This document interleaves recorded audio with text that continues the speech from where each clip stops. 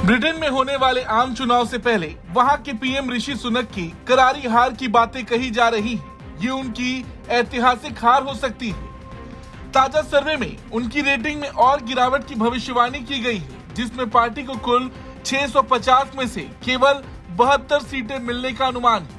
Manchester university में राजनीति के प्रोफेसर और पोलिंग विशेषज्ञ रॉब फोर्ड ने इंडिया टुडे से बातचीत में कहा है कि ऋषि सुनक की रेटिंग 30% से नीचे हो सकती है, जो कभी भी नहीं हुई। उन्होंने कहा, प्रधानमंत्री पद पर रहते हुए ऋषि सुनक की रेटिंग किसी भी प्रधानमंत्री की तुलना में अब तक की सबसे खराब रेटिंग है।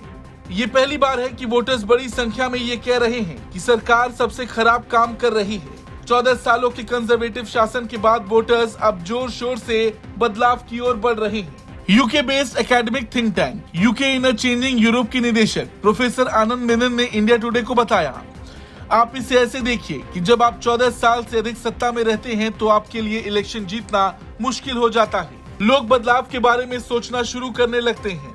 दूसरी बात यह कि चुनाव जीतना तब भी कठिन हो जाता है जब आप जीवन यापन संबंधी संकट से भी जूझ रहे हो।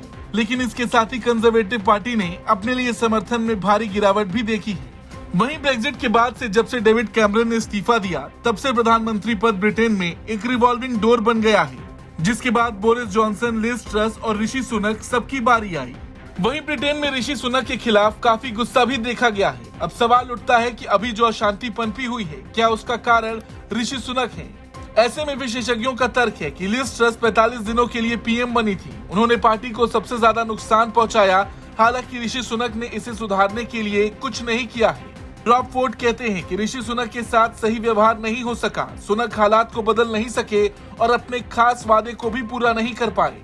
सबसे बड़ी बात यह कि वो अपने राइट विंग स्पेक्ट्रम वाले वोटर्स का भरोसा भी नहीं जीत सके, जो कि उनके साथ बने रहते। उन्हें एक विरासत में एक बुरी स्थिति मिली थी, जो कि समय के साथ और भी बुरी हो गई। ये एक बेहतर लीडरशिप का प्रतीक नहीं है।